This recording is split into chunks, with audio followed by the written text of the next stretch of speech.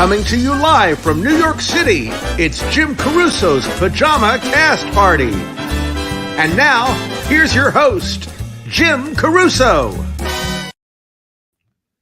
Hey, how are you? I just was dancing around and I flipped my earphone right out of my head. Wasn't cute. Ruby probably saw it, but you didn't. Hi, welcome, welcome, welcome. It's our 41st Pajama Cast Party. Could not be happier that you're here. Oh, what a show we have. Just check out this cast. We have Capathia Jenkins, Claybourne Elder, Susan Werner, Jessica Fishenfeld and Scott Joyner, and Toni Tennille. So excited. I have so much to talk about. First of all, I have to discuss the GoFundMe that we're doing for Birdland. As you know, or maybe you don't, we have done Cast Party at Birdland on West 44th Street in New York City for 17 and a half years. Was I 3 when we started? I was very young. And I produce there, I book talent there. It's really my New York home, away from home, that's for sure. So when it seemed that after about 10 months of zero business, the room, there was a big fear that we might not be able to stay in business. The owner called me and said, I don't know if I can hold out any longer. And so I made some calls and a bunch of people made some calls, and we figured out that we should call our friend Tom Dangora, who had done a wonderful GoFundMe campaign for the West Bank Cafe, another spectacular restaurant and theater here in town. So Tom was all in. His partner, his husband, Michael Dangora, was all in, and a man named Tim Guinea, who I don't even know, who I am bowing at his feet constantly, and our friend Susie Mosier. Everybody was in. They decided we would do a GoFundMe and then a subsequent online show, an extravaganza. So the GoFundMe is going extremely well. Let's just say that we're going to be able to stay open, it looks like. And for a few more months of this, having no business. Can you imagine paying rent in New York for not just one, but 2 enormous spaces and making $0? It's like my nightmare. We're all doing that. We're working and paying rent, making no money, but it's different when the space is enormous. Anyway, so many thanks to Tom and Michael and Tim and Susie. But wait to hear about the show that we're putting together January 24th. That's it. Save Birdland benefit concert. SaveBirdland.com for all the details. The cast is crazy. Elvis Costello, Chito Rivera, Leslie Odom Jr., John Bacchino, Matthew Broderick, Ken Burns, The Manhattan Transfer, Bebe Neuwirth, Billy Stritch, Julie Halston, Eric Bergen, Veronica Swift, Jeff Daniels, Marilyn May, Amanda Green, Wynton Marsalis. Oh, and a certain saxophone enthusiast, William Jefferson Clinton. I can't even. Anyway, January 24th, SaveBirdland.com. Ruby, I think it's time for... Oh, Jim. Oh, hello. Hello. How are you? I'm good. Hello, Jim. I'm good. How are you? I'm good. Excited about the Birdland thing. Excited about tonight, but mostly excited to congratulate you on your Broadway World Award. Oh, thank you. And you, Jim. You know what? Any win for Pajama Cast Party is a win for me in my book. I'm so excited. We said this on Virtual Halston on Friday, but any little sort of recognition, whatever it may be, is just icing on the cake. And as fun as Pajama Cast Party has been, like, obviously we're not doing it for the recognition. We're doing it because we need to keep our spirits alive and also to, help so many others find enjoyment during these times. But it's really wonderful. And it was so much fun, especially to win with you for Virtual Halston. I know. Who would have thought?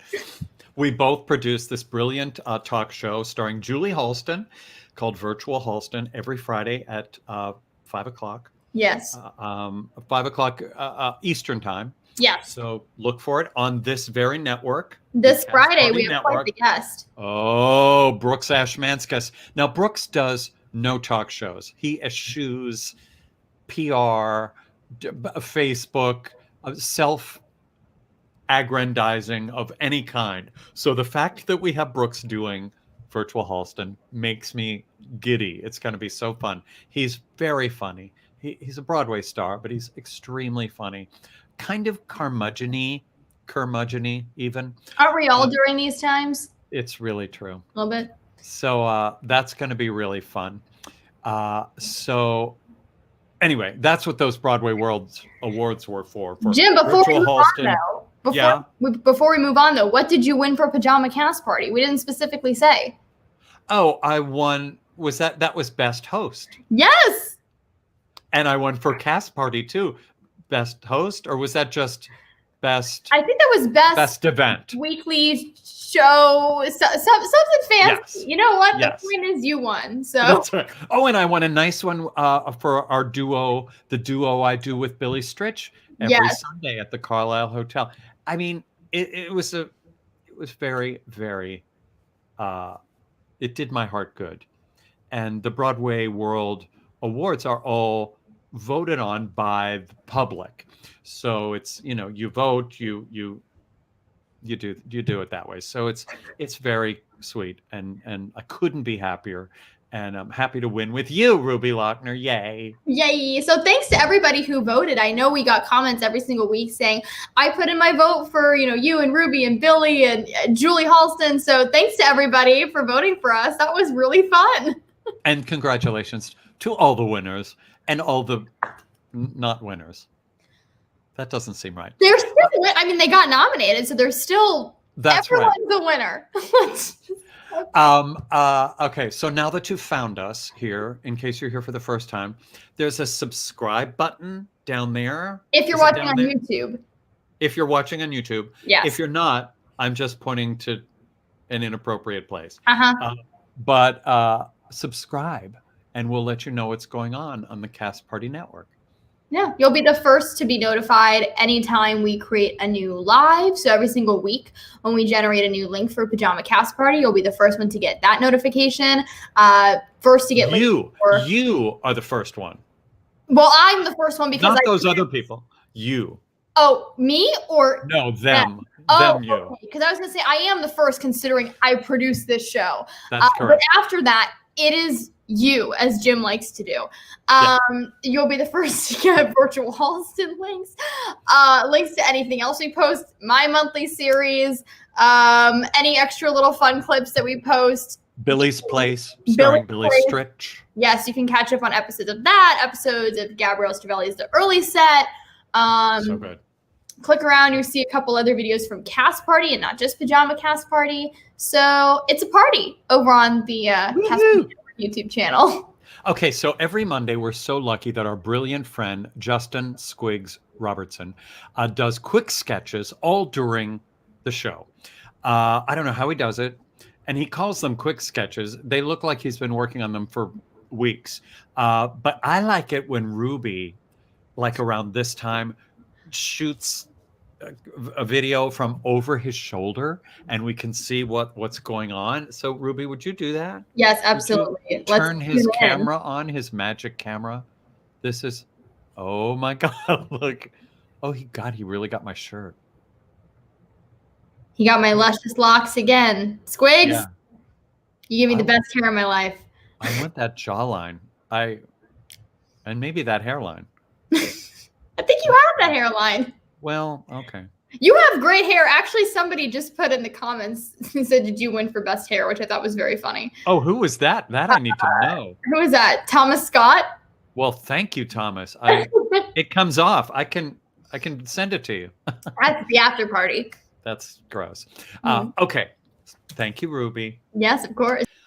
Okay, you guys. As we celebrate Dr. Martin Luther King's life and legacy today, I know with all of the mishigas that's going on, he would be proud that so many Americans worked to make our country better over this past year. From the protests against racial injustice to the communities supporting each other through COVID-19 to the highest voter turnout rate in more than a century.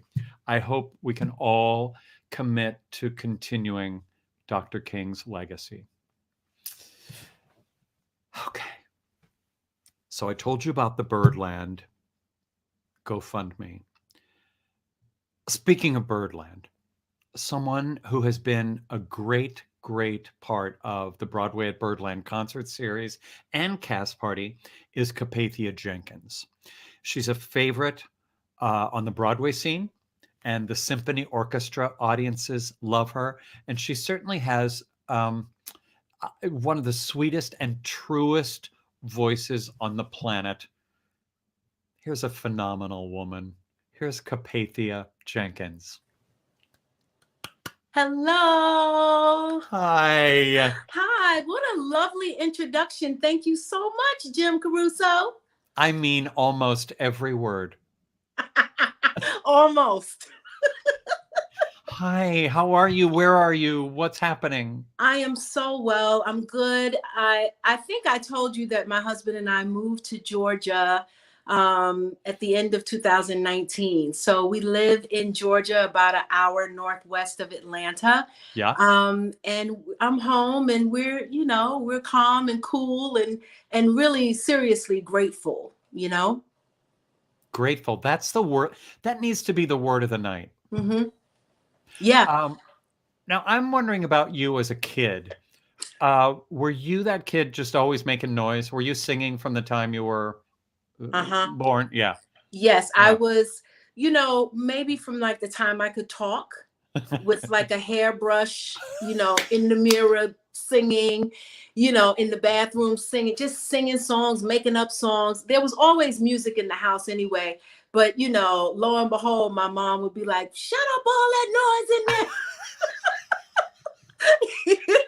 there. But yeah, I sang all the time. I figured you to be a hairbrush girl. Yes. I was a hairbrush boy. I'm actually still a hairbrush boy.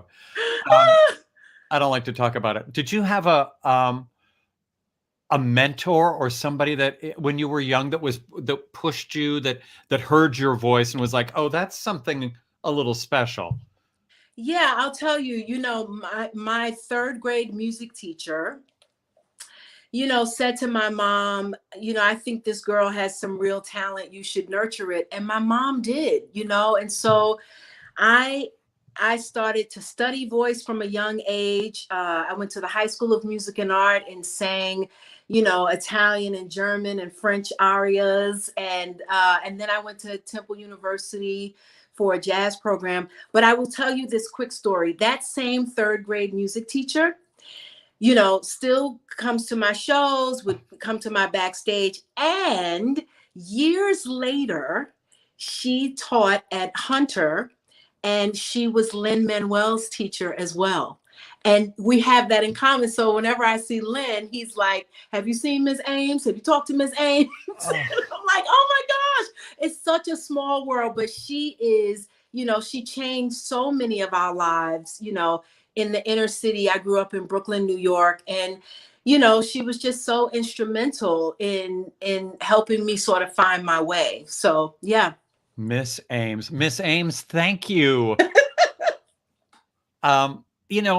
So many people I know are on the cabaret scene or the concert scene or the Broadway scene, talk about being a storyteller. I like to sing because I'm a storyteller. Okay, you really are a storyteller. You are all about, I'm not saying they're not, but Hmm. you really are. Um, you are all about the lyric almost more than anybody I know. You sing your face off, but it never feels like you're showing off because it's Mm. always about the lyric Mm. to me. Where does that come from? Is that Miss Ames? You know, partly, but once I started to do musical theater, you know, I had great teachers in that as well. You know, I had directors like, you know, Jerry Zaks and George Wolfe, and music directors like Linda Twine, right? Who, you know, just stressed the story, right? And I remember a note I got from Jerry Zaks, and I still live by this today. He said to me, you know, the sound of your voice lulls the audience. And I want you to think about this. After you complete a thought or a phrase, you earn a riff. Okay, would you please write that down and Right, decoupage it on every wall in every theater? I exactly. couldn't agree more. I Hmm. couldn't agree more. Just because you have the facility to do all that doesn't mean you have to do all that. That's exactly right. I mean, I think, you know, the words are everything, right? They're everything. It's the difference between an audience member sort of sitting back and listening to you and leaning in to get the story, right? Right, So right. for me, I'm always looking for someone to lean in, to lean in and hear the words, and hopefully, you know, if it's a song that they know, hopefully they're hearing it in a different way or a new way, you know? That's the Yeah. trick. Yeah. Do you have an all-time favorite singer? Oh gosh. Come on. Listen, my all time is Gladys Knight. Hands down, We've never right? talked about this. I didn't know that. I know. Gladys Knight, hands down. Did you see the Versus thing she did with Patti LaBelle? Yes! Have you? Me and all my friends, we were texting like, oh my God. I mean, First of all, that this. I have to say that was one of the weirdest things I've ever seen because did they bother to tell them the camera was on in the beginning? They're just walking around. Patty is putting on her shoes, dealing with flour. It was so weird. But like Yeah. 3.7 million people watched that thing. Exactly. It Yeah. was And just the genius. chatter online, people just like, you know, we Yeah. all think of them as our aunties, you know? And so we were just, I mean, they sang all of their hits, and it was just such a celebration of these two women who are really iconic, celebrating each other. You know what I mean? It was just such a beautiful thing to see. And I think we all really sort of needed like that kind Oh, of balm for our souls, right? With that's everything that's going on in the world. So yeah, of course I watched that. it was really heartfelt. And I loved watching how much they love each other. Clearly, they're good friends. Hmm. But and well, with Patty had a set and tables and flowers and things, and Gladys had her voice. I It was know. like, I mean, I that's know. the perfect example of what we're talking about. Not that there's anything wrong with Patty, because I could No. listen to her my whole life. Hmm. But Gladys just sings the words, and it just goes right to the heart of it all. It really does. I mean, I think she was, obviously she was born to sing, but the soul in her tone is just, it's everything for me. She is my favorite. Do you know who else loves her? Is BB Winans. Oh, Do you know yes. about this? He's like cuckoo. No, I didn't know he was cuckoo. He cuckoo. He was on Julie Halston's talk show, and she happened to mention something about, I don't know how it came up, but he almost had to be held down. He loved Gladys Knight in an awkward way, which made me so happy, and it and explained everything. Explained everything. Yeah, well, he is amazing. Oh, Yeah, oh, yeah. please, the whole family. Okay, so Broadway, Civil War, Newsies, but Phenomenal Woman, your Mm, beautiful CD that you did with Louis Rosen, yes. all Maya Angelou poems, Hmm. and Yeah. just an extraordinary project. You Yeah, must be and so we proud. actually premiered that at Birdland. Oh, I Right? We know. premiered it. We had our album release. I'm dating myself. Our record, our record Right. release, and sold out shows. And yeah, I mean that's my baby. It's our baby. We worked on that project for years, and we initially did it for piano and voice. Well, Louis wrote it for piano and voice, and when Maya was alive, she gave us the rights to perform it live. And then after she passed away, we went back to her estate and they gave us the rights to record. And so we just got in the studio. And by that time, years had gone by. I was more lived in those songs and those poems, right? Growing up and being a Black woman in this country. And, Maya has a way of writing that is very, it's out of struggle. She is always moving forward, right? Despite struggle, she's strong and moving forward. And so Louis scored it for a sextet. We brought the whole band to Birdland. It was amazing. And I'm so proud of that. I'm really, really proud, really, really proud of it. Maya's my favorite poet. Oh. And to be able to have the rights to record her words is just, well, amazing. Isn't it great that the timing worked out? You didn't record it right away. Right. You laid back on that, and then until the time was so perfect, as a tribute to her. Tell me a little bit about Black Theater United. Black Theater United is an organization. There are 18 founding members, and we came together really out of the despair and sadness over the murder of George Floyd, right? So we were, I was here like crying every day, could not, like just on the edge of crying. And I got a text from Audra McDonald that was like, what can we do? We need to do something. What can we do? So we got on a Zoom call, 18 of us, many of, your audience knows everybody, Kenny Leon and Tamara Tooney and LaShans and just everybody, right? And so we get on this call and we just started talking about what is it that we can do, right? We have this sort of platform. Each of us has a platform, but collectively, what could we do with that? And so we started this organization really out of the need to protect Black bodies, to protect them, with systemic racism in theater and in the country at large, right? So we weren't just going to focus on theater and sort of the inequities in theater and on the stage, but also the inequities just, in the country. And so we started with, we have Audra, and Audra is never afraid to make a phone call, right? So she called Stacey Abrams, and our first initiative was fair count, to sort of educate people about the census and get people out to, make sure that they're counted. She also called Sherilyn Ifill from NAACP Legal Defense Fund. So we had these two major virtual town halls that really set us on this course. And so, we've had a summit with the Lord theaters around the country, and that work is ongoing to create anti-racist theaters. The work is ongoing. It's challenging and all of that, but we say that we do this work now, and hopefully our children and our grandchildren and so on and so forth will reap the benefits of it. But that's how we got started. We're out here.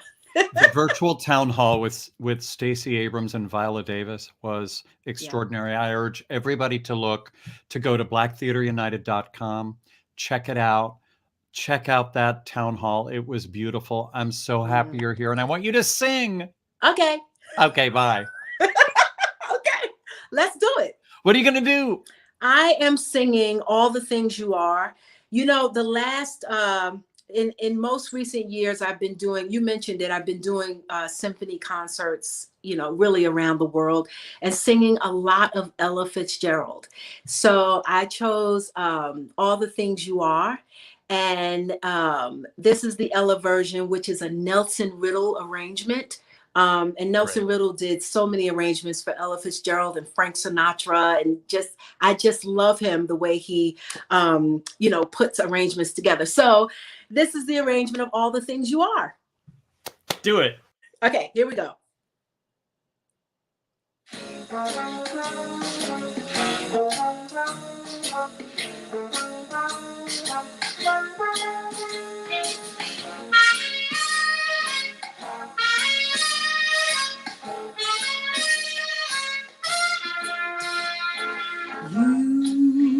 You are the promised kiss of springtime that makes the lonely winter seem long. You are the breathless hush of evening that trembles on the brink of a lovely song. You are the angel glow that lights a star. The dearest things I know are what you are. Someday my happy arms will hold you, and someday I'll know that moment divine when all the things you are mine.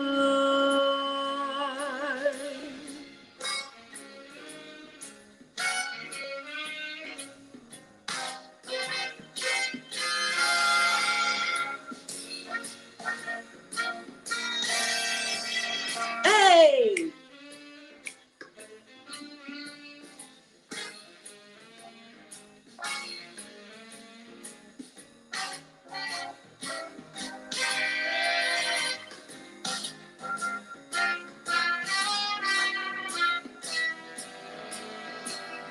You are the angel glow that lights a star. The dearest things I know are what you are. Someday my happy arms will hold you, and someday I'll know that moment divine when all the things you are mine.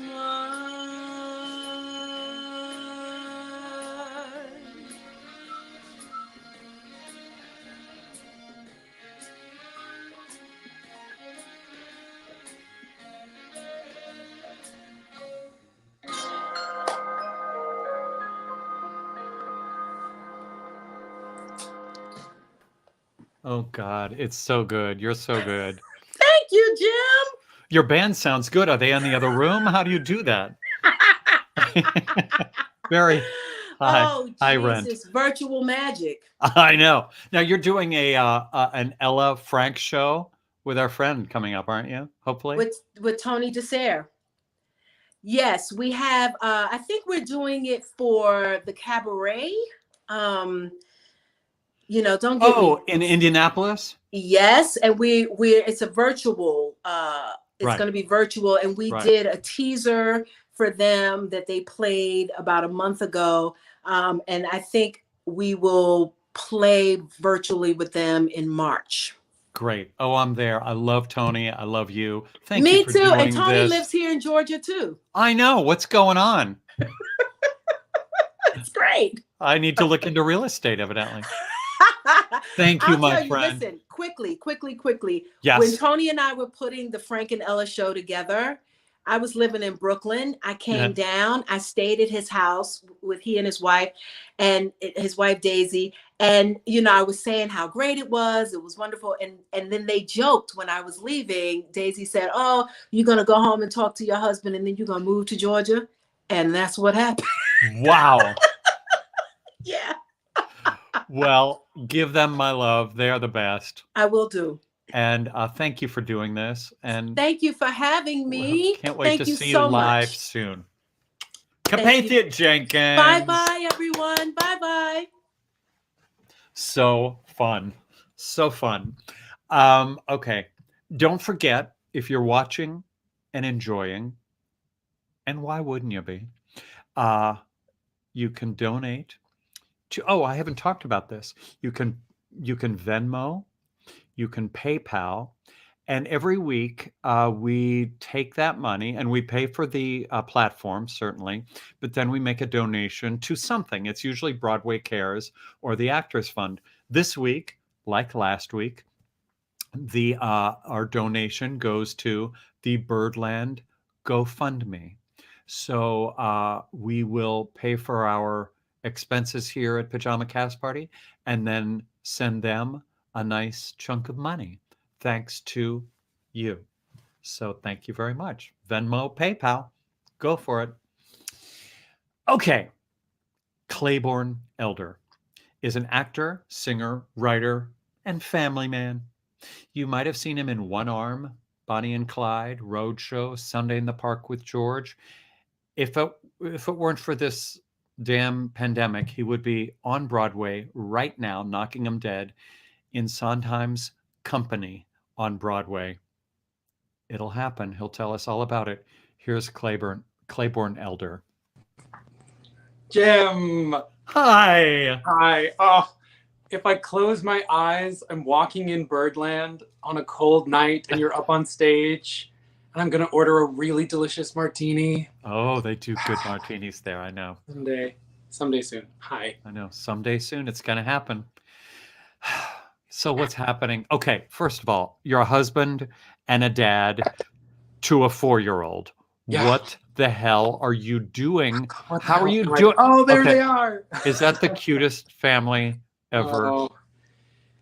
He is How are you there. spending this time? How are you keeping him and yourself busy? Oh my gosh, 3 and 4-year-olds are hard. Hard. bet. But no, I've been.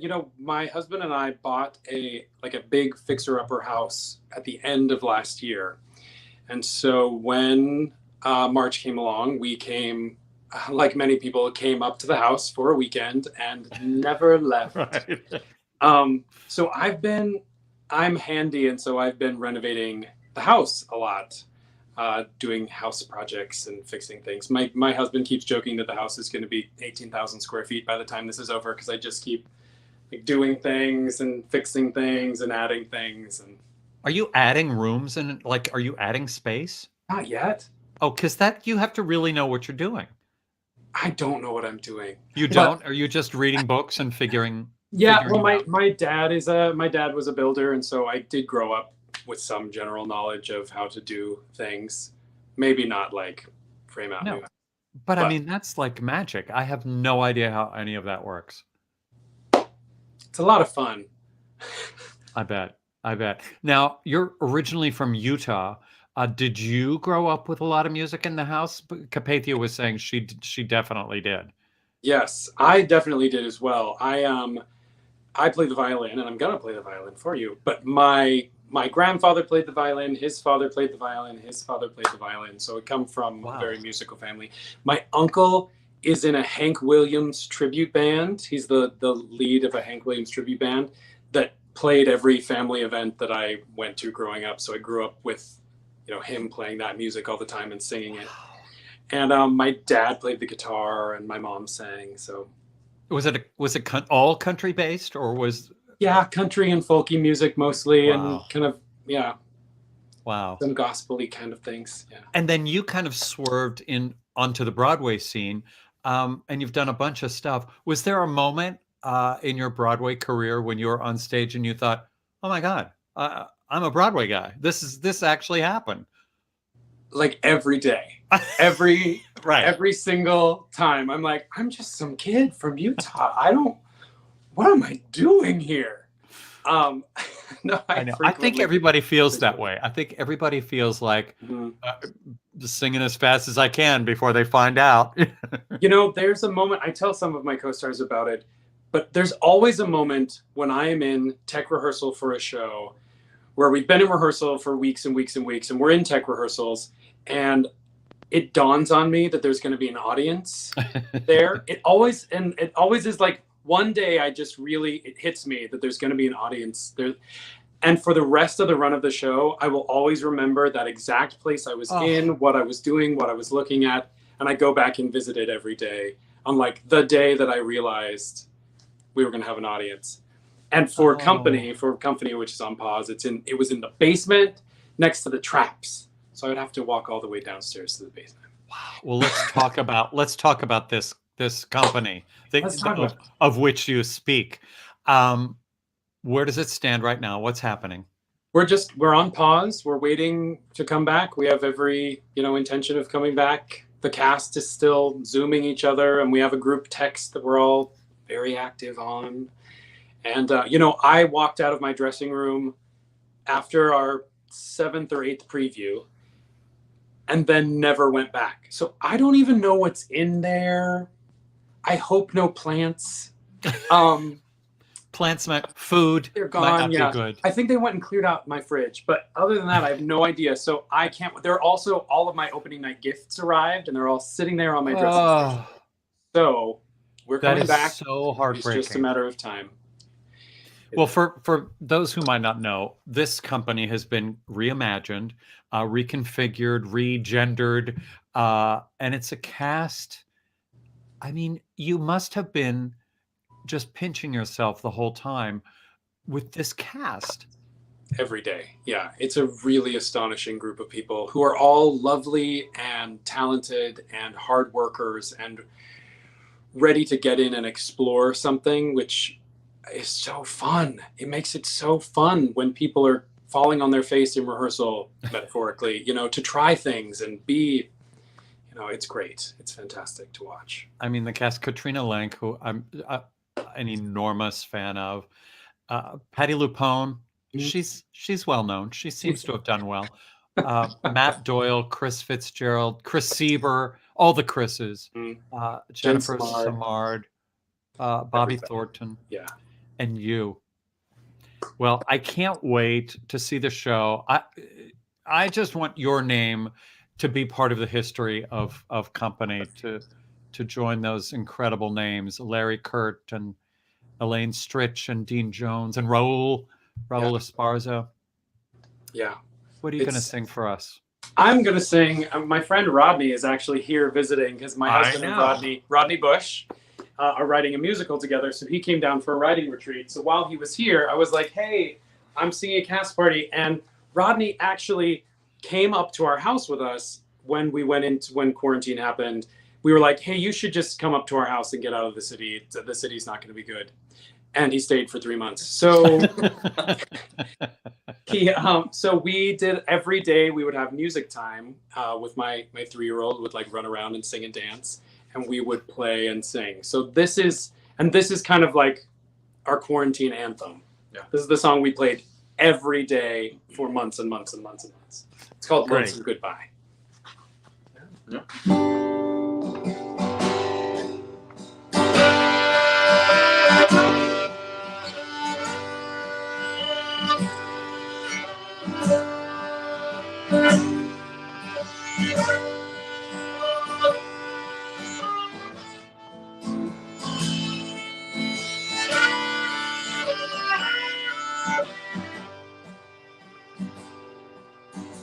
I can't fool myself to sleep, so I go out and walk these streets each night.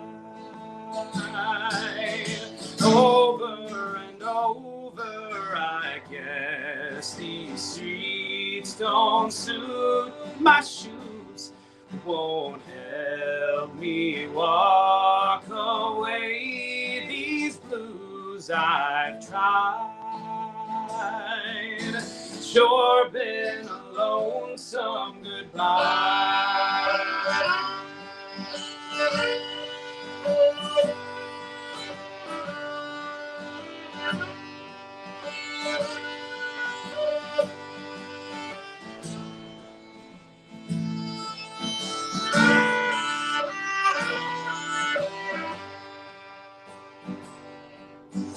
Little pictures of the past, things I thought would never last, flash by. Over and over I turn my collar to the goal, so I don't have to be alone. I've tried, sure been a lonesome goodbye. I could stay this way forever, never swallow any pride, pretend I'm doing better than the way I feel inside, like I'm living a lie.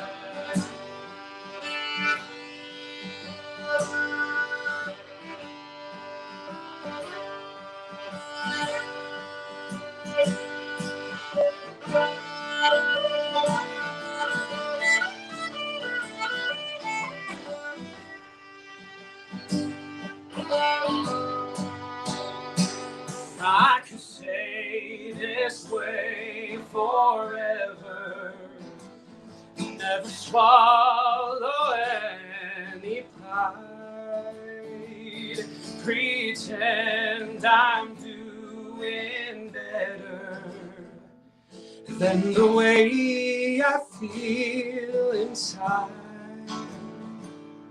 but I can't fool myself to sleep, so I go out and walk these streets each night, over and over, and here I stand in front of you. I guess you've been out walking too, don't cry. Sure been a lonesome goodbye.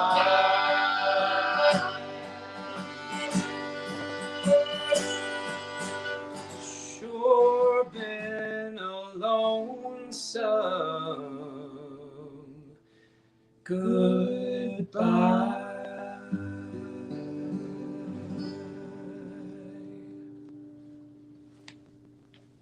Oh my gosh, I love that so much. Rodney Bush, thank you. Thank you for Thank you for having me. lending that beautiful guitar and backups. Of course. God, Claybourne. Oh, you didn't have to leave. Well, that's fine. He's out Bye. grabbing his whiskey. He's over there drinking now. He has to build an extra room. True.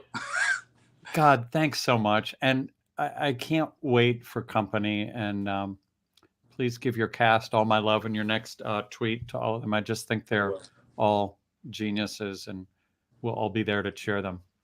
Thanks, Jim. It's great to see you. It's great to see you too. Congratulations. Congratulations on your awards. Thank you very much. Well deserved. Thank you. Thank you. We'll see you very soon. All right. Take Thanks, care. Claybourne. Bye. Bye. That was nice. I love that. I love bluegrass. People don't believe me, but I listen to country and bluegrass a lot. I don't know what they think I should listen to, like very arch Cole Porter songs or something, but I love, love, love it. By the way, if you're enjoying this, Venmo, PayPal yourself into a tizzy, people. Okay, our next performer is a performer whose music is kind of hard to classify, but I'd say she's a contemporary American acoustic folk genius. That seems right. Here's the brilliant Susan Werner. Hello. Was it me? Oh, sorry. Hi, Jim. I love a bit. How are you tonight? I'm so happy to have this. I'm so glad we've had this time together because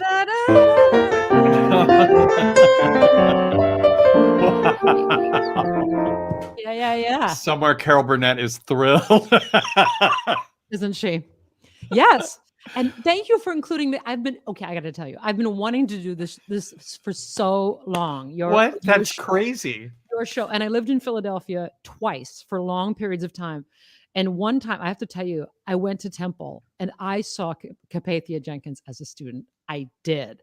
And so it freaked me out to hear that tonight because I'm like, gosh, I know I saw her as a student in Philly. And my God. and then I was living in Philly again in the last couple of years, and I kept wanting to get up the turnpike to get this done. And I never did get to see you. So it's just wild how things worked out that it's like, here I am now in Sarasota, Florida, beaming up to New York. Very, very handy.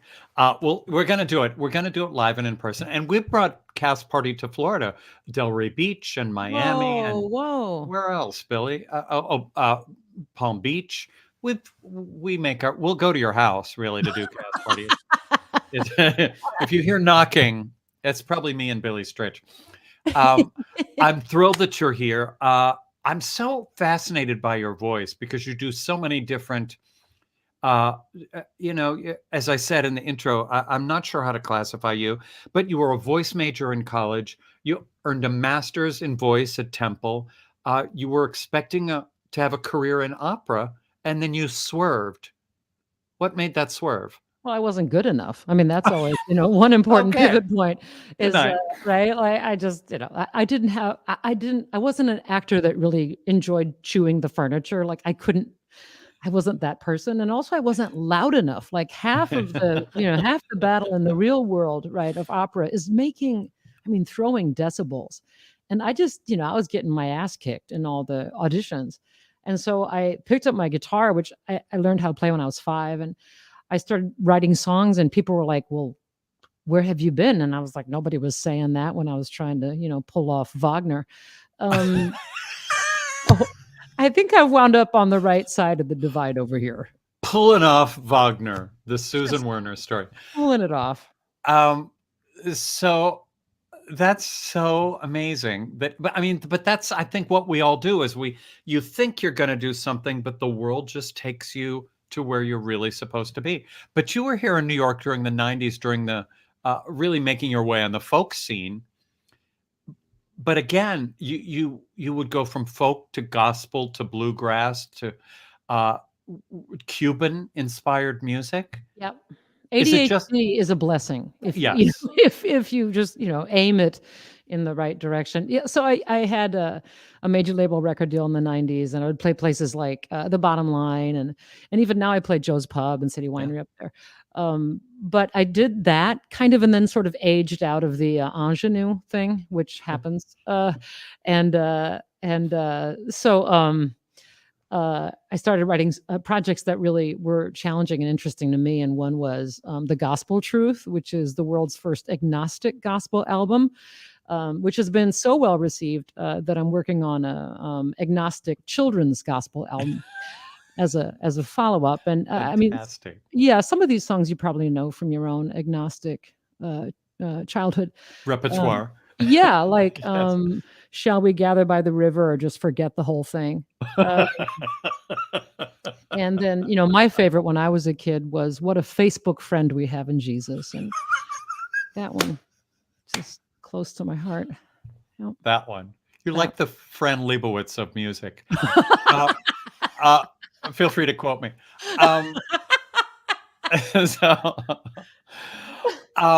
You're so funny. You're so droll, and all the things that, we all live for. Witty. Hate the word witty, but it's true. You do a song. I don't think you're doing either one of these songs, so I'm going to ask about them. What Did You Do to Your Face is one of the funniest songs I've ever heard. Tell me who inspired that. I'm afraid. So I saw a friend I hadn't seen in a while. And of course, we've all had this thought, like, oh my, and do I say anything? And so the song is really your running interior dialogue when you're talking to this person, right? Well, hopefully, yes. Yeah, and that you're not saying to them is the great achievement, to just not let this escape your lips. And Right. so Christine Ebersol does a great version of this. And I have heard, am I wrong, that you yourself have sung this song? I do a mediocre version of it. Very proud of it. No, I'm It's kidding. It's a mediocre song, so you probably improved it. How dare you? No, it's a great song, and I bet Christine sings the hell out of it. It's a song from a collection of songs called 8 Unnecessary Songs, songs that no one wanted, no one needed, and yet here they are. And yet, now is the Herbicide song from that? Herbicides Made Me Gay, yes, is from a project called Hayseed, songs about farms, farmers, and the people who love them. And I grew up on a working farm in eastern Iowa. That was the only kind of farm we had, by the way, a working farm. There were no hobby farms. There were no alpaca farms. I mean, one basic rule of farming, in my opinion, is you have to have livestock that are smart enough to try to escape. And alpaca just... Can't you just talk forever? Can't you? Okay, so do you have a podcast? Do you have a weekly something? How do we enjoy you? I do have a thing. It's called Susie on Sundays. It's 7 p.m. every Sunday night on YouTube and Facebook. And I just had a show last night with Beth Nielsen Chapman, who is a wonderful songwriter from Nashville. I'll say. She's terrific. And then two weeks ago, I had Jonathan Brooke in. She did our show last week. Oh, I'm glad. She's so brilliant. So brilliant. She will also give you the best sound of any on virtual guest. Oh my God, her sound was extraordinary. Yes, she has great sound. Yeah. So it's kind of fun how some of us are getting to know each other in this, this circuit of writers. And I'm pals with Ann Hampton Calloway, and of course, it's just a really Aaron McKeown, who wrote a show for the public, and just it's a fun hive of people who know each other. And but thanks for your support of us geeky writers. When you have gorgeous people, like Capathia and Claybourne, it's like, okay, here come the geeky writers, with the nerd glasses from the Eisenhower years. Wait, I want to talk about your new CD, Flyover. Yeah. Okay. How did this happen during a global pandemic? Yeah, I was going to make this record in Nashville, and then the pandemic hit, and it's like, hell no, I'm not doing any of that. And so it really is country song forms, but given a little bit of a twist here and there. Right. And made it in Philadelphia. We made it. We waited until things kind of quieted down with the virus in May, and we were in different parts of the studio. The drummer behind an ISO booth. I'm in an ISO booth. We got masks on, run out to the street between takes. And we got it done. We got it done. And I got to say, I'm really proud of this record. It feels like it kind of completes a loop of, a relationship with my hometown of Manchester, Iowa. Amazing. Oh, I look forward to hearing that. Now, during these troubled, political and social times, do you think we'll see a wealth of inspiring, emotional art coming out over the next few years because of this? I guess the question is, do you write better when you're angry and upset than you do when you're happy? I went into I think there were two factions when coronavirus hit for a lot of us. I think there were two paths in the fork, right? One was you just kind of say, I'm going to take a sabbatical for a while. I'm going to just kind of take some time to myself, kind of watch how things develop. And others of us went into overdrive. And I feel like I went into overdrive, and I wrote all these songs about quarantine and about coronavirus and about the experience of fear and dread. And also, if I got to be quarantined, then I want to be quarantined with you. Right. all kinds of material, from the serious to the funny, but it kind of, it motivated me to create a lot. And you could ask any of your guests the same question. Did you launch into it, or did you kind of go into a phase of reflection? Yeah. Coming out of this, my guess is, Jim, I think we're all going to go nuts, just nuts. I mean, it's going to be it's going to be the Roaring 20s. It's going to be out every night, martinis, $20 martinis. I can't wait for that first night when we either go to the theater or we go to a nightclub and it's like full on 100% packed, like old time. That is going to be just the greatest night. It's going to be like Copenhagen in June. We will never sleep. No one will sleep. It's going to be wonderful. I know. What are you going to do for us? Entertain us. Okay. So I'll do another song. I do have songs of a serious nature, songs that, I hope unite us and remind us how much alike we are in our deepest selves. This song is not one of those. This song is yet another song from 8 Unnecessary Songs. Perfect.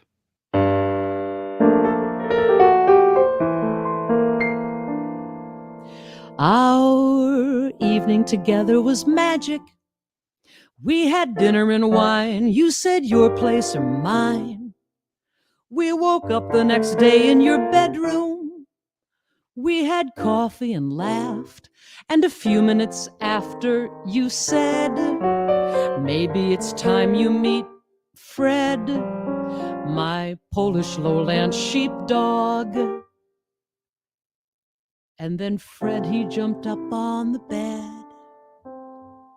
And as I petted Fred on the head, you kissed your dog on the mouth. That's when it all went south. That's when my feet hit the floor and I walked out your door, for I could not unsee what I'd seen when you smooched your pooch and put your lips on his. That is the end. But you followed me out to my Camry. You said, what's the big deal? You said, Fred, sit, Fred, heel. You said, dogs' mouths are cleaner than humans. I said, I have my doubts because dogs put their snouts in their ass and eat crap they find in the grass. And that's how they get hookworms. And you cried and you got all upset. And I tried, but I could not forget. You kissed your dog on the mouth. That's when it all went south. That's when my feet hit the floor and I walked out your door, for I could not unsee what I'd seen when you smooched your pooch and put your lips on his. That is the end.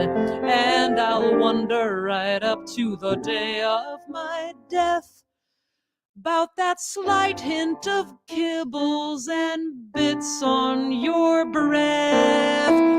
You, sing it, America, kissed your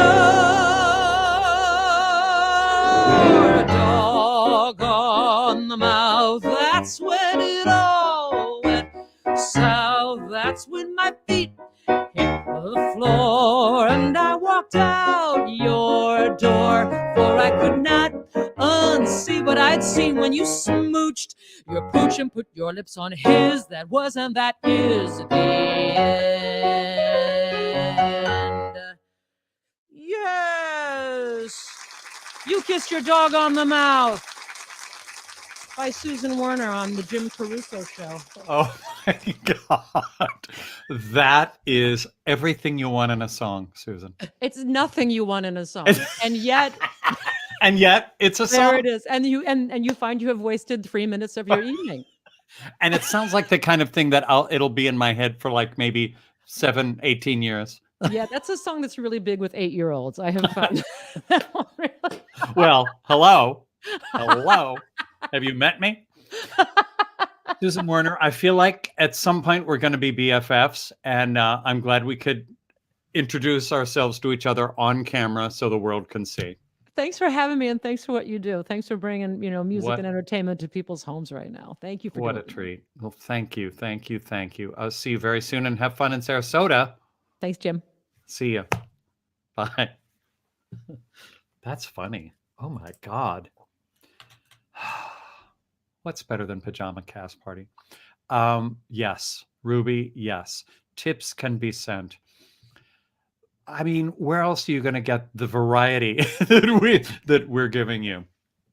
I just love the different kinds of music, the different personalities, the different except everybody's brilliant. There's that. Everybody's brilliant. Okay. Billy, don't really stop it. There is kibble on your lips. Starring. Okay, here's a dazzling soprano who wasn't going to let a little pandemic keep her down. She's been busier than ever, creating, singing, producing, and she's being joined tonight by Scott Joyner, who is himself a thrilling tenor and accompanist. Please welcome Jessica and Scott. Good morning. Hello. Hi. Good morning. Hey, Jim. Yes, it's like a sunrise over here. Jim, are you and I the only two people that still have an AOL account? Are you making fun of me? No, I mean, I have one and I still use it. I was have just a talking Gmail about too, it. but I was talking about it today. I Who was bullied him into Gmail. Paul Rudd has an AOL account, and you saw That's the right. article about he's like I Of did. course. It's like It an only got ironic sent thing. out to AOL emails. It's true, and it's probably a lie. I just don't know why I need to change it, Yeah, me other neither. than it It's like- looks a little pathetic.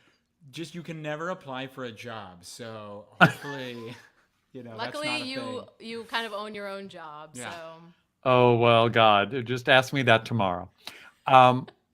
First of all, it should be noted that the three of us become professional models at least once a year at beautiful parties given by the extraordinary Kara Unterberg. There it is. We look amazing. What? Kara? those were the days. Kara happens to have a photo booth in her home with the best lighting. It's amazing. I'm going to do my next headshots. Oh, absolutely. I yeah. mean, you cannot take a bad picture there. No. Plus, you guys are very attractive. Can And we so just are, say? So are You, you, sir. So are you. Thank you. That's why I said that, hoping you yeah, would. Yeah. Yeah. Would have been awkward You if look we the hadn't. same ever since I was 13. You haven't changed. You haven't aged. That is horrifying. Okay, let's talk about both of you. At the beginning of this shutdown, you started doing YouTube videos and parodies and things. In relation to what Susan was saying, was that your first instinct, or was your first instinct to pull the covers over your head and just cry? Honestly, I guess maybe we're kind of opposites. I'm the optimist and he's the pessimist here. And it was sort of my first instinct to be like, okay. And it was sort of, people had surreal experiences because they were on gigs when the shutdown happened. But I just happened to be, I had just closed a show. And so I was in between gigs. And so it just felt like a weird extended pause. And I was like, Right. no, let's gather ourselves together and let's do something about this. Let's take this videography, audio engineering skill that I've been developing from doing self-tapes and the like, and let's make something. Let's do something. I'm so glad. Yeah. I'm so glad. Well, you guys co-wrote, I think, an original composition for OmniArts Foundation, and Oprah was Yes. your muse. What? Well, no, what happened was, so OmniArts wanted a piece, and I had this insane idea because I really love insane ideas that I said, okay, we're going to make this a game, and people can pick a category, like comedy, A drama, genre. whatever, Mhm. and They then voted on a genre. I don't remember what else it was, but the main gimmick was you pick a date, and I will pick all of the text out of that date's New York Times. And so the votes were in, and they chose a random day. I don't even remember the date now, but I had to construct I think it's like a 9-minute piece. We constructed like It was like a mini musical in one and piece. 5 days. We're gonna write it and record it in 5 days, and so it was the most fun. And I'm so still proud of the piece. Like I'll send it to you because it's just like so trippy, and it goes through all these things. But then the end is just my favorite because I feel like we'll look back on it, and it pulls it all together, and it's sort of like it sums up it's the culmination. No. Yeah, when Fantastic. you when you put something like a time capsule. Oh yeah. It's like we'll open it up, and we're like, that was that time, and it has that the was date. that. So I know we're gonna feel that way about this at some point. Like, did we really live through that? Yeah. That is the craziest thing. It was a year ago when we came on Cast Party Live for Das Barbecue. That's right. That was a year ago. That does not feel like a year ago. No. Really, and really yet strange. it feels like 10 years ago. In a funny kind of way. Is loosey-goosey right now. Yeah. Okay. You did a show, which is one of my favorite titles of a show, called Songs from the Ledge. One of the better titles of what we're living through. That picture itself is hilarious. And you did this every night, bringing the neighborhood, singing in, where are you, Brooklyn Heights? Yeah, Brooklyn Heights. Singing every night, bringing the neighborhood together. It got you so much press. Yeah, it was amazing. ABC News, Pix 11. People were starved for this, and it was unfortunately we moved, and we are also in Georgia. Come to Georgia. Wait, I have to say, like, listening to your guests, it was very fascinating because, first of all, just hearing your last guest talk about Susan, about adapting from realizing that opera wasn't where she was going to spend her life to then like I wonder if that helped her, like, in this time, like when you've reinvented yourself enough times, then a pandemic hits and you're like, it's just time to reinvent myself. I know again. this. Absolutely. Well, the word is pivot. I've said it 40,000 times on this show. You know, I mean, you kind of have to. If you're in show business, it's not that foreign of a topic because the show's over and your brain has to pivot to something else, or me being a very unsuccessful theater performer, I had to pivot into nightclubs or whatever. I was a dancing a lot of things, but I'll bet you were. Yeah, I was a dancing tampon for the Kimberly Clark convention. Yeah, I did a lot of weird things, but you just have to keep trying to figure it out. This sweater that I'm wearing now belonged to the guy that founded the American Music Theater Festival in Philadelphia. If you want to come like full circle to like Capathia and so, you know. Amazing. Yeah. Amazing. So I put it on to remind me that life's always changing. All right, life's always changing. So sidetracked. Okay, can we talk just a little bit about the John Bacchino Grateful concert that you, Jessica, produced? Yes, well, co-produced. You know, I did all the video editing, and John did all of the audio editing. And yes, John Bacchino, if you don't know, is a brilliant composer and an old friend of mine from the early 90s. We hung out in New York all the time. We were all playing the same clubs. And he produced a CD called Grateful of his own original songs with fantastic people singing. Cut to 20 years later, Jessica happened. Well, yeah. So I kind of was chatting with John one evening.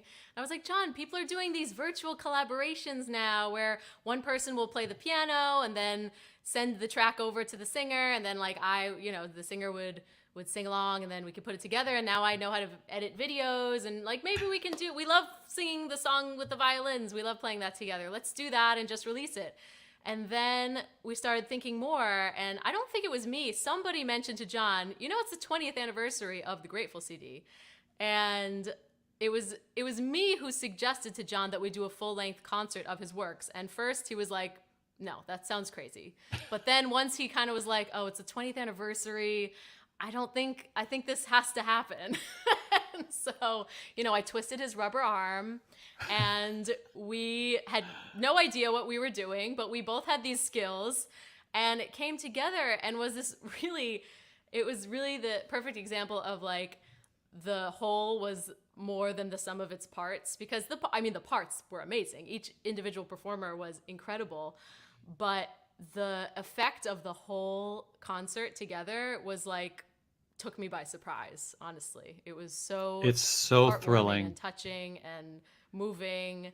And I didn't even know until it was done, because I had been so micro focused on each video that I didn't have a chance to watch the whole thing until the actual premiere.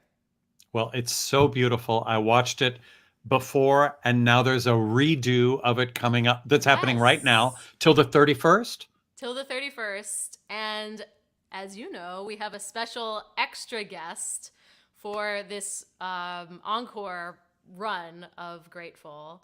And I believe she is your final guest on this show. I believe she's waiting in the green room right now, having a Diet Coke in the Pajama Cast Party green room. Sing for us. Yes, I will. Sure. This is a piece that Scott wrote the arrangement, actually, and it's a piece that I recorded for the completely virtual American Traditions competition this year, and the judges are judging right now. Ooh. But the good news is that all of you watching can vote for the People's Choice Award if you actually attend the competition. Oh, I like that. Okay. I'm gonna jump off the screen and let's just do it. But it was her idea, but I had such a fun time writing this arrangement. It has two titles. I can't remember. One is Getting Stormy with Harold Arlen, and then the other one is what was the other title? I forget. I don't know. It's a Harold Arlen mashup. Yeah. Getting Stormy. Getting Stormy. Yes. I like it. Enjoy. Yes. We will. And the pianist is the wonderful Andrew Sotomayor. Play it, Andrew. Just get this going here.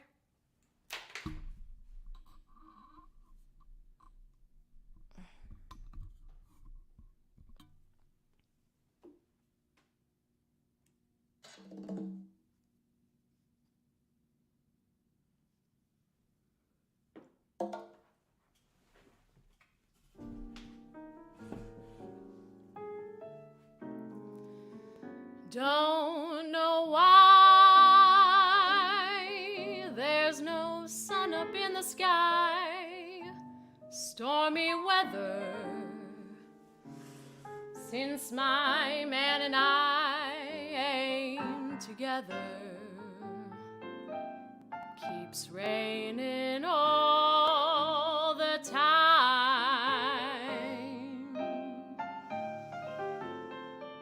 Life is bare,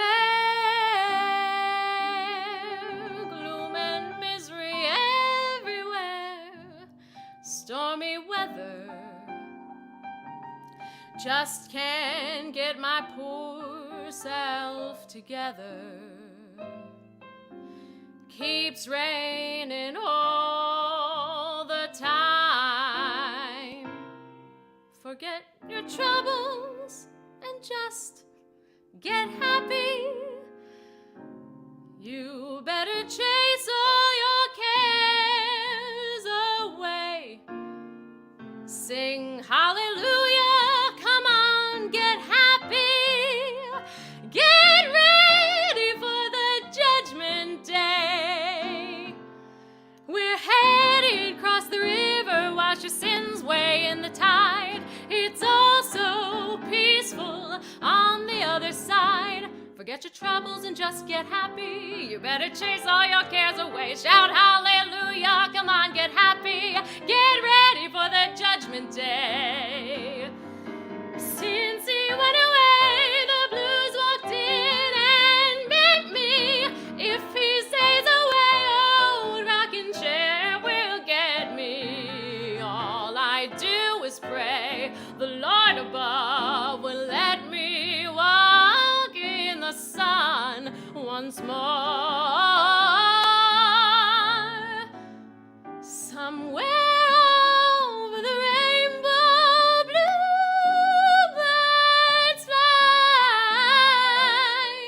But since my man and I ain't together, whoa, It's raining all the time. Keeps on raining all. Forget your troubles, come on, get happy all the time. Forget your troubles, get happy all the time.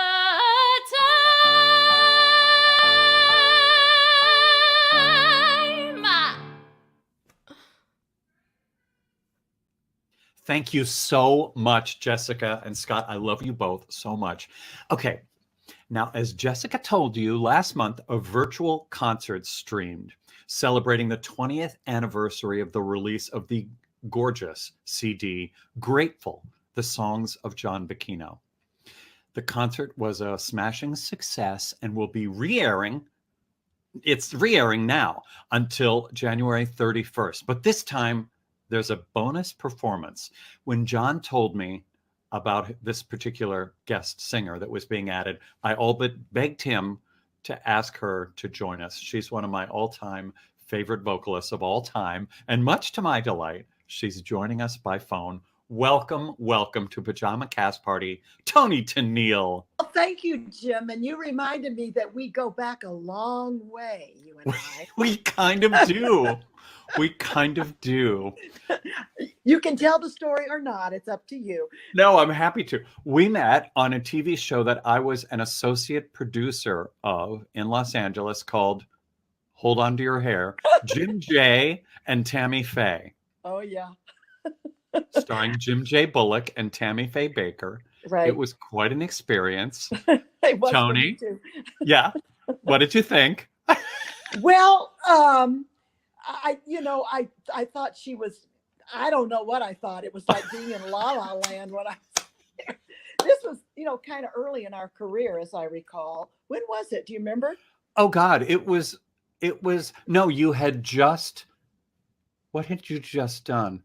We were talking about an album you guys did. No, this was later. This was much later Okay. in So the maybe Captain the and Tennille 80s? career. Maybe the 80s, somewhere around Yes, there. it was the Okay. late 80s. Okay, there you go. All right. But, well, I don't know. I do remember it was in some big building near an airport. Is that right? Yes, it was in Burbank Studios. Yeah. Lovely. She was quite a character, and I was fascinated by everything about her, and her makeup, was really quite something. I mean, that's terrible to say. I mean, she, I don't know, but it was interesting.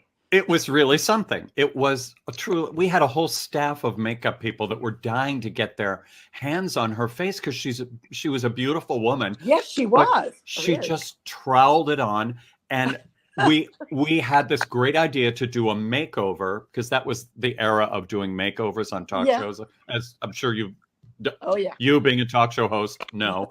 And she said when she found out she'd have to be clean faced on camera, she said, "Oh no, a clown is never seen without its makeup." Well, bless her heart. She understood. She knew who she was and what she was doing. So she got it, and that was that. And everybody just kind of clammed up, and it was never brought up again. I love it. But still, I know she was a character. It's nice to, be talking to you after all these years. I know. It's a joy. Listen, I have, as I told you before, I have like 100 hours of questions that I'm going to condense into, 10 or 15 minutes. I promise I'll edit. You don't come by your magical voice by happenstance, my friend. You had showbiz in your blood. Yeah.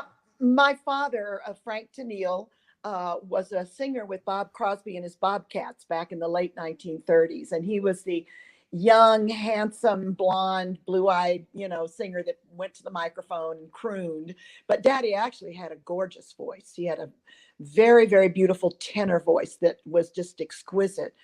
And of course, when we were little, we didn't really understand. But Daddy is the one that got me into singing the standards, which I did for about two decades with symphonies and big bands after I did Captain and Tennille. So he really taught me a lot about what I knew of that era. And my mother also, well, she was a talk show hostess in Alabama, where I grew up. And she had one of the first talk shows ever. live on the CBS affiliate, I think it was, in Montgomery, Alabama. So I learned a lot from Mom too. So you've had pieces of both of their careers in your career, but I mean, your dad. First of all, Bob Crosby. We might need to tell some of our viewers, was Bing Crosby's younger brother, right? And had a huge radio career, and he booked great singers. Not only did he have Frank Tennille, he had a gal named Doris Day. That's good company. That's very good company. And, Daddy, I'm convinced that for the rest of his life, he was kind of in a depression because he had to leave doing what he loved and go back to Montgomery and run the furniture store when his father died. And for the rest of his life, he regretted that he had to leave, the business that he loved so much. But he kept in touch with all of those people, and every year they would meet and reminisce and have a great time. But it's not the same when you're running a furniture store, which Daddy was not suited for. But was he around for your great success? He was, and he was so proud to see the Tennille name, being prominent. But the most moving time I had with my dad was when I did my first album of standards called More Than You Know, that was arranged and conducted by the great Sammy Nestico, who arranged most of my symphony and big band book. And I was doing that, singing live with the orchestra, in the old way, just like Sinatra used to do in all those. And Daddy and Sammy were in the control room after I finished Our Love Is Here to Stay. And I went in to listen to the playback with them. And I saw both of these two emotional men in tears. And it just killed me. So Daddy died he died in 1985, I believe it was. And he missed a lot of my, big band and symphony career, I'm sorry to say.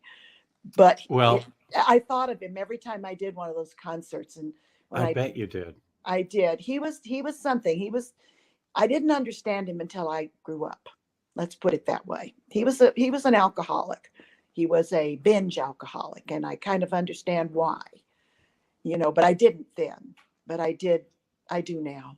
It's hard when you're in the middle of that. I know. You've had some amazing muses in your life. Sammy Nestico. I'm from Pittsburgh, Pennsylvania. Oh, that's where he's from. As was he, and he was Count Basie's arranger. I know. I mean, that's some muse you had. Oh, Sammy is now, I think, 97 or 98. He is still alive. I think he is in hospice care right now, but he's still alive and still full of joy and still grateful. I never had a session with him, planning what we were going to record or when he was conducting for me that wasn't joyful. He was happy all the time. And, he's the kind of person we need in this world. Oh my gosh, absolutely. Well, let's send good wishes and best love to him. Of course, we all met you, the royal we, in the 70s when the Captain and Tennille, your brilliant duo with the late Daryl Dragon, was really top of the charts. But here's what I want to know. Since I've spent most of my life singing and slinging in nightclubs, I have to ask, where was the first Captain and Tennille gig? Wow. Well, we worked a bunch of dumps and dives in the LA area. That's what I was hoping. Oh, no, we did that for, a long time. And, we had to, I had to he and I hauled all of our equipment into whatever club we were working in. And we'd make $25, for the night. It was terrible. And then we ended up in a very nice restaurant club called the Smokehouse that was located in Encino, and there's one in Burbank too. I know the Burbank one very well. Right. Well, the Encino one was really, really nice, and we clicked there, and we ended up having, lines of people waiting to get in when we started performing. And what we did mostly was of whatever was current. We did Elton John, we did Carole King, we did Billy Joel. They all had hits at that time, and we didn't. We were just working in a club. But then I would throw in some of my own things, that I had written, and we had a big following at the Smokehouse. And then the last club like that we did was when we went to the Smokehouse in Burbank, which is the main one, the beginning one. That's a famous one. After Love Will Keep Us Together started climbing the charts. Oh, wow. And that's when we were there, and we sang Love Will Keep Us Together in a club like that.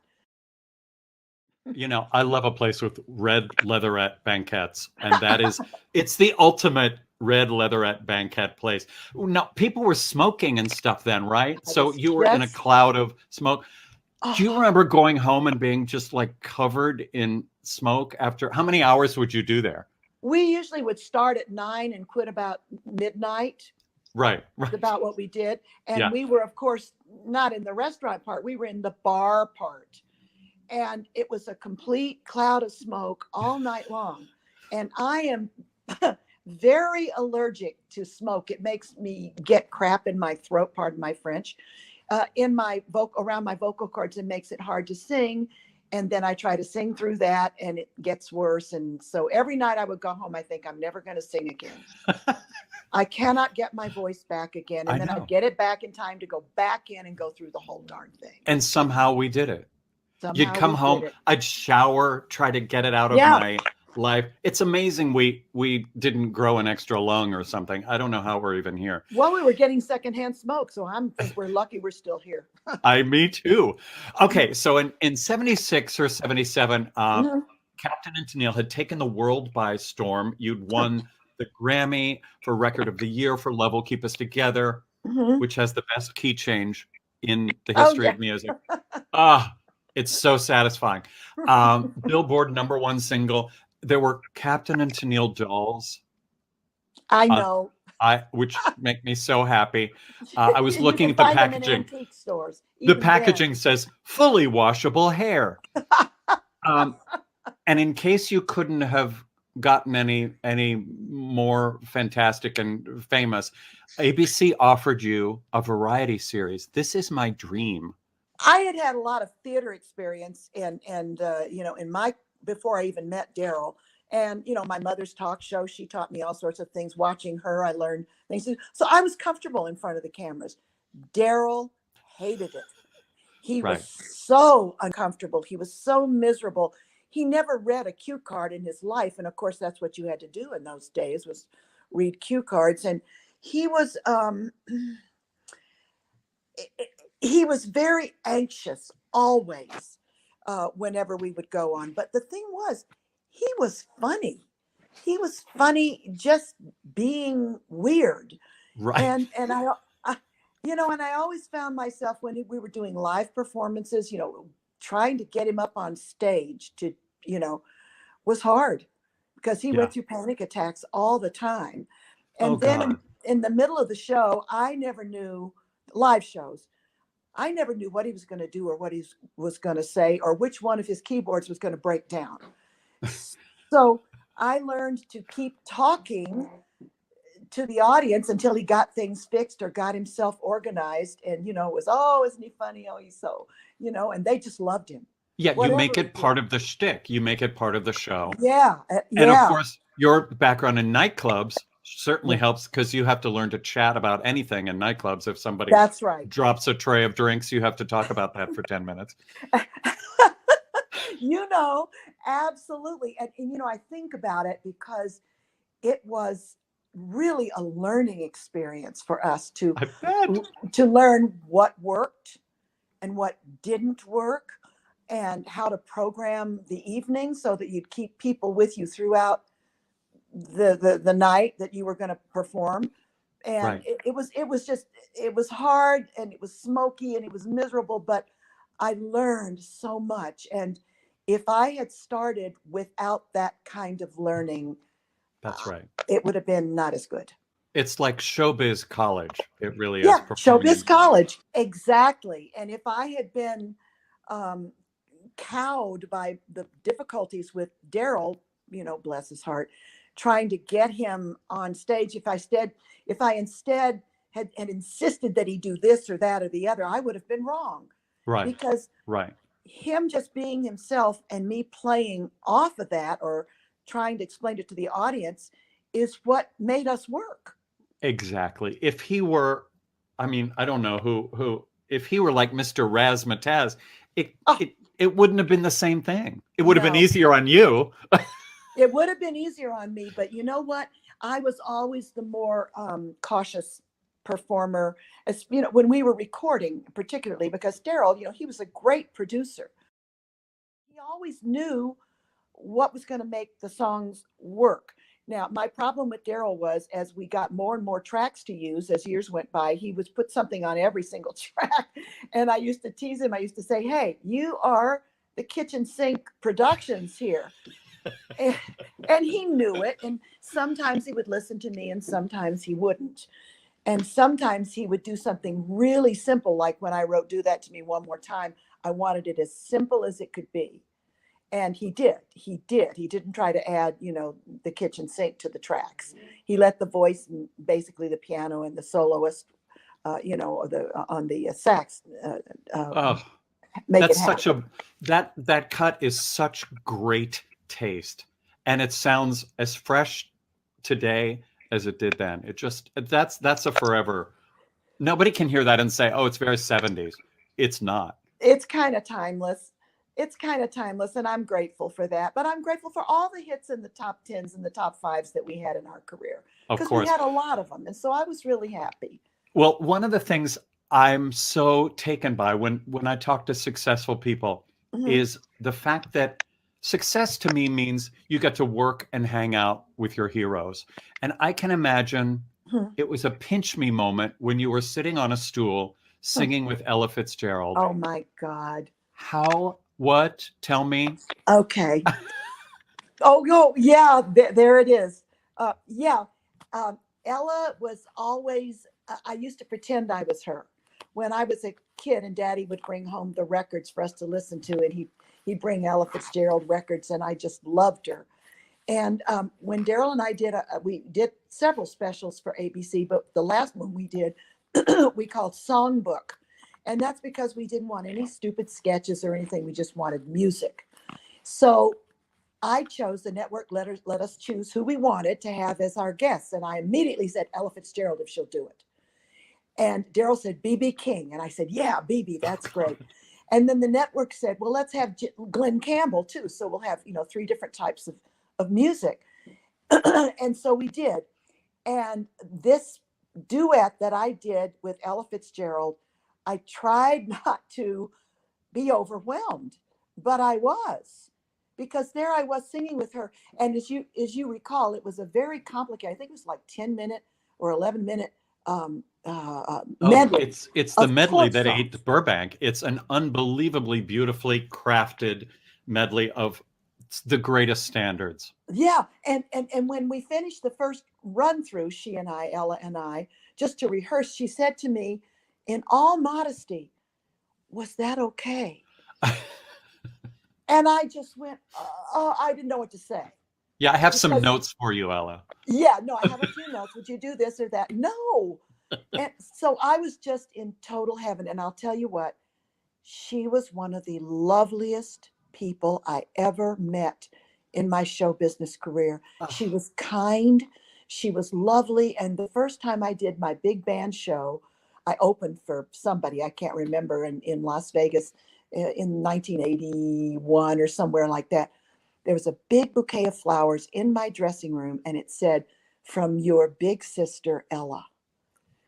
And I didn't even know she knew I was going to do that. Wow. How did she know that? So that shows that is so hip. When you're looking right into her face at the end singing I'm Glad There Is You, how did you not just dissolve into buckets of tears? It's because so the beautiful. Joy of being with her and singing with her was encircling my entire being, and all I felt was joy. Oh, great. And you looked amazing. That Mackie. Mackie. Yeah, please. Never better. Okay. At that point, there were 3 networks. So you were performing for like 50 million people a week, something like that? Well, I wished it was, but we were kind of splitting the pie. Rhoda was on one network and Little House on the Prairie was on the other in our time slot. So we kind of split the pie. We had about 35 million visitors. Oh, viewers. Just 35. Yeah. Well, that's because there are only 3 choices. Right. Variety shows are my obsession. Anybody that knows me, we've tried to recreate them here at Birdland many times. Do you think they'll ever make a comeback, or are they just too expensive? What's missing? My honest opinion is they're too expensive. In your spare time, I don't know how that happened, but you sang backup on 2 of the most famous records in history, Pink Floyd's The Wall and Elton John's Don't Let the Sun Go Down on Me. What in the heck was going on in California? Well, there were a couple of the Beach Boys, Bruce Johnston and Carl Wilson, who has passed now, sadly, and a studio singer named John Joyce and I would get together if we were all in town at the same time, and Bruce would book us as backup singers. And he called me up. I did the Elton backgrounds first. I did more than just that particular song, but that was the one that was the big smashing hit. I listened to it last night and I feel like I can hear you. I feel like now that I know that. Well, you're not supposed to hear me because I deliberately sang in the middle of the chord so I would blend more with the guys' voices. Right. I just but want to I can hear myself too. I can hear Good. myself. Okay, good.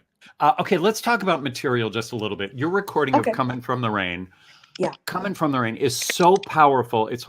First of all, it's one of my favorite songs.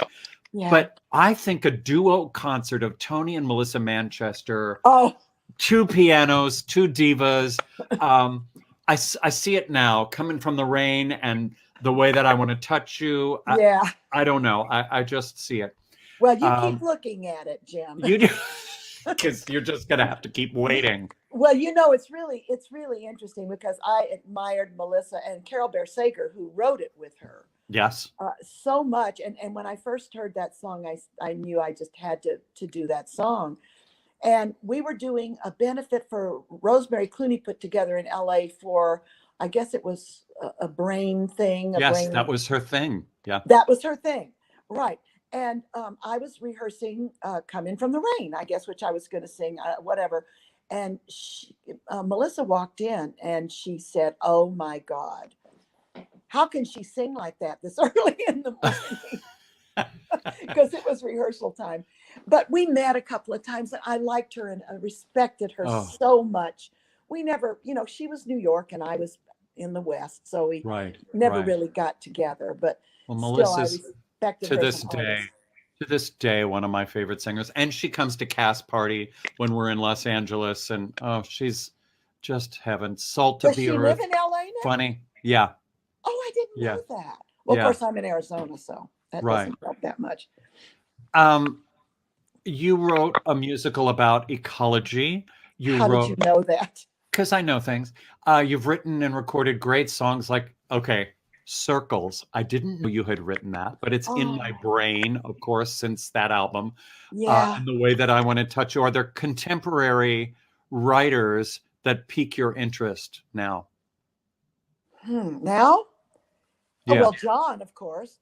But because I have to confess, I don't listen a lot to pop music now because it doesn't really speak to me. Mm-hmm. I think the music that you love speaks to you somehow, and it, the I don't want to diss anything because, the type of music, the hip hop, and there's certain artists that I enjoy, and so I don't listen a lot to rap or any of that stuff, except. I have to say, I have a friend from Florida who came to visit. And she stayed for about a month or so. I just adore her. She's coming back soon. She said, "Have you watched Hamilton? Have you seen it?" I said, "No." I said, "I haven't." And she's just this, she's not a hip person. She's a regular person. And she said, "I'm insisting that you are going to watch this musical with me." And we watched it. I guess it's on the Disney Yeah. channel. Yeah. And I went, oh my God, because I had no idea of what was. So let's say Lin-Manuel Miranda. Is that right? Did I get it right? Yes, absolutely. Yeah. Well, him. I just love that somehow you got in contact with our friend John Bacchino, Yeah. a brilliant songwriter. How did that come about? Well, it came about actually through my sister Melissa Tennille Bettner. And because she is actually the great voice in our family. There are 4 Tennille sisters. We all sing, but Melissa is the classical coloratura soprano. And Melissa and Andy knew John when he lived in Newport Beach, Oh, and right. in Southern California. And they were very good friends. And she kept telling me, oh, John Bacchino, oh my God, he's so brilliant. And when and I was busy doing whatever I was doing, going out and doing concerts and stuff like that. And so she sent me the album, the Grateful album, which I went, oh my God.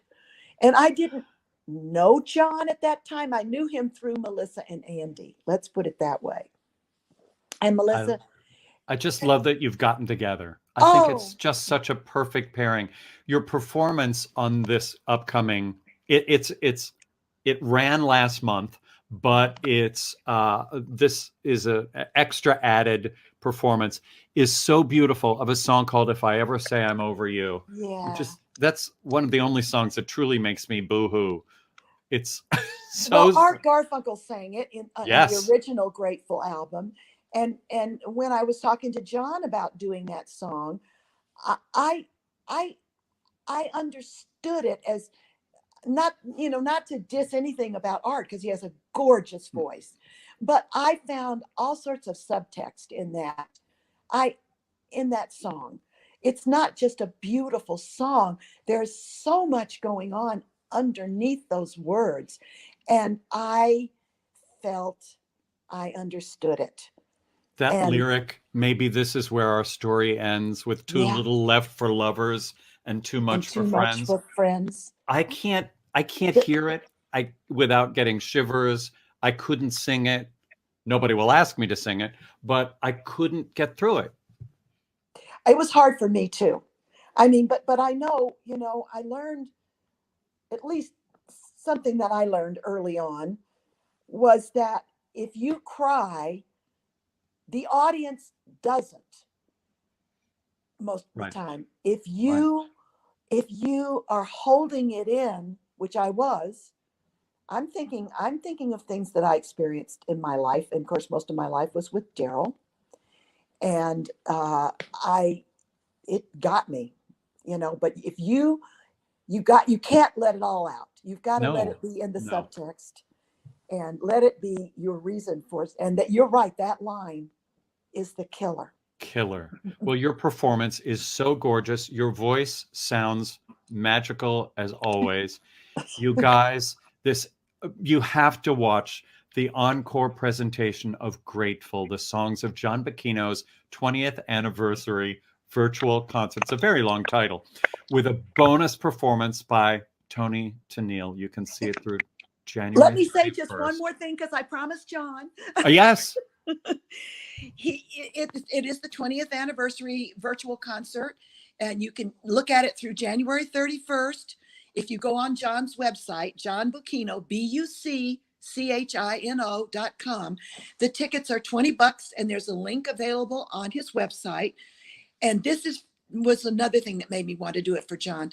A portion of the proceeds is going to the Ali Forney Center to support their work with homeless LGBTQ young people. And that's important to me. And also, John said, we have a matching fund.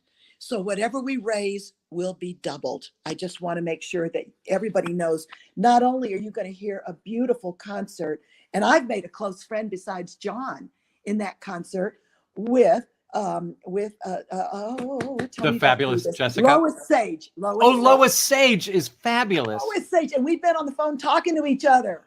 And we are just buddies now, thanks to John. What a good singer she is. Oh, she's amazing. Holy Toledo. Toni Tennille, You seem just joy-filled, and you've given us so much joy and happiness through the years, to say nothing of how happy you've made our cast party audience tonight. You're invited back any old time. Oh, thank you, Jim. Thank you so much. Sending much love to you. You too. Mwah.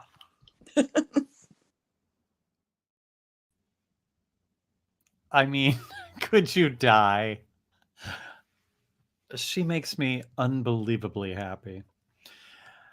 Buy all of her albums right now. Just go to iTunes and buy them. And be sure and get a ticket to the Grateful 20th anniversary concert, and know that your money is being doubled by some swanky person. What a lovely thing that is. I can't thank our guest tonight enough. I mean, I could, but it could get annoying because I just repeat myself time and time again. Capathia, Claybourne, Susan, Jessica, Scott, and Toni, and John Bacchino for making that conversation happen. It was a thrill for me. Ruby, can we see? Do we have anything from Squigs? Yes, we literally just got something in. Are you ready? Yes, of course. Wait, hold on. Okay, go ahead. All right, here we go. Yeah. Oh, God. Oh, great. So good. Oh, gosh. Justin Squigs Robertson. Who's better than you? Squigs. And we have to show his website. Yes, we do. There's nothing better as a gift, as a Valentine. Is that how it's pronounced? Yes. Than a Squigs of your loved one. I've given them as gifts. The wedding gifts. Oh my God, that was a big hit. But you just have to look him up. Especially because for Valentine's Day, it's really important to shop small, because January and February are the slowest months for both large and small businesses. So it's really, really important to support, the locals that you love. And I don't know what says I love you more than like a custom piece of art. So all I'm saying, squigsonline.com. What more can I say? Squigs, we love you. Again, if you enjoy Pajama Cast Party, we appreciate it. You guys, I don't even have to keep saying this because you're so generous every week. And I Ruby and I thank you so much. But again, proceeds from tonight's concert will go to Save Birdland. By this time next Monday, we will have enjoyed the Save Birdland concert. You can go to savebirdland.com and watch that. It's going to be unbelievably thrilling. Superstars, Birdland favorites, cast party favorites. It's going to be great. Next week here on Pajama Cast Party, Grammy nominee this year, Tana Alexa, my old friend and guitar genius, Bill Brooks, co-creator of the Tony Award-winning Drowsy Chaperone, Lisa Lambert, and the Harmony Sweepstakes National Champions, Resolve. Wait till you hear them. You will lose your mind. It's going to be the best show. Thank you all for watching tonight. I know it's been long, but I don't even care because Toni Tennille and our fabulous guests. Thank them all. Thank you all. Thank you, Ruby. Good night.